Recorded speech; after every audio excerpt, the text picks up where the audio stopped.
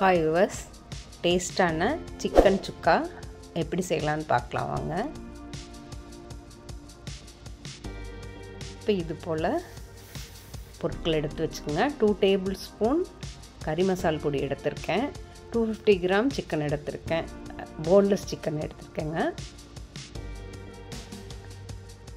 1 teaspoon மிளகுத்தூள், 2 teaspoon மல்லித்தூள், 1.5 teaspoon ஜீரகத்தூள் இப்படி எடுத்துக்கோங்க.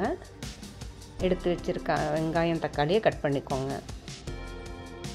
இந்த மாதிரி குக்டு கிட்டு கடையில் கிடைக்கிது, அதை வாங்கி கூட நீங்கள் சுக்கா செஞ்சுக்கலாம். அதில் 1/2 கிலோ சிக்கனுக்கான மசால் இருக்குது.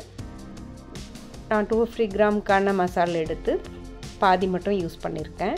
மீதி நான் என்னோடய மசால் பொடிகளை சேர்த்துருக்கேன். நீங்கள் அதிலே 1/2 கிலோட அந்த மசாலே செய்கிறதுனாலும் செஞ்சுக்கலாம். நம்ம இன்னும் கொஞ்சம் சுவை கூட்டுறதுக்காக அதில் இருக்கிறது இல்லாமல் நம்ம எக்ஸ்ட்ரா இங்கே எல்லா இன்க்ரீடியண்ட்டும் ஆட் பண்ணியிருக்கோம். ஆனியன் கடல் மாற அளவுக்கு இந்த மாதிரி வணக்கிட்டு ஒரு 1 டீஸ்பூன் கல்லுப்பு போட்டுக்கோங்க, இல்லை தூள் உப்பு போட்டுக்கிறனாலும் போட்டுக்கோங்க.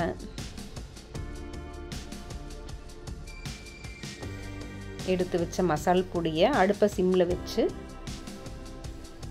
இது போல் கலந்து விட்டுக்கோங்க.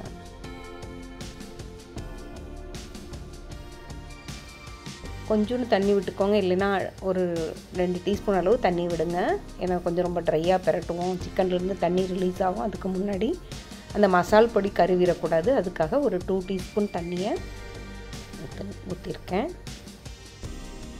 இப்போ அடுப்பை மீடியம் ஃப்ளேமில் வச்சு மூடி போட்டு ஒரு 6 நிமிஷத்துக்கு விட்டுடுங்க. சிக்கனில் இருக்க தண்ணி ரிலீஸ் ஆகி இப்போ இது போல் ரெடியாக இருக்கும். இப்போ 1.5 கப் தண்ணி ஊற்றிக்கோங்க. நான் இது 250 கிராம் அளவு சிக்கனுக்கு மட்டும்தான் பண்ணியிருக்கேன். நீங்கள் 1/2 kgக்கு அதுக்கு தகுந்த மாதிரி நீங்கள் மெஷர்மெண்ட் ஆட் பண்ணிக்கலாம்.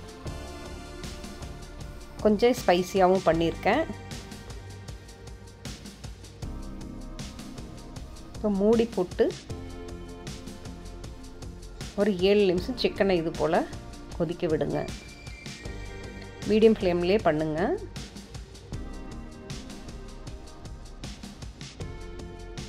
கொஞ்சம் சிக்கன் பெரிய பெரிய பீஸாகவும் போட்டுக்கோங்க, ரொம்ப சின்ன சின்ன பீஸாக வேணாம். 7 நிமிஷத்துக்கு அப்புறம் ஓப்பன் பண்ணி இது போல் கண்டினியூஸாக ஓப்பன் பண்ணி கொதிக்க விட்டிங்கன்னா மசாலா எல்லாம் கொதித்து இந்த மாதிரி திரண்டுக்குங்க. இந்த ஸ்டேஜில் நான் ஒரு 1/4 கப் அளவு தேங்காவை சின்ன சின்ன பீஸாக கட் பண்ணி அதில் போட்டு பரட்டியிருக்கேன். தேங்காய் போடுறது அங்கங்கே சிக்கன் சாப்பிடையில் வாய்க்கு தேங்காய் வருது, ரொம்ப டேஸ்ட்டாக இருக்குங்க. இப்போ சிக்கன் எல்லாம் திரண்டு இந்த மாதிரி ட்ரையாக ரெடி ஆகிடுச்சு.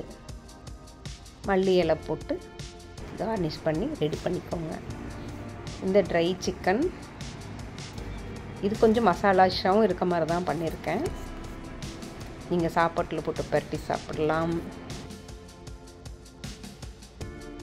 சப்பாத்திக்கும் சாப்பிடலாம், எல்லாத்துக்கும் ரொம்ப சைடிஷாக ரொம்ப ரொம்ப டேஸ்ட்டாக நல்லாயிருக்குங்க.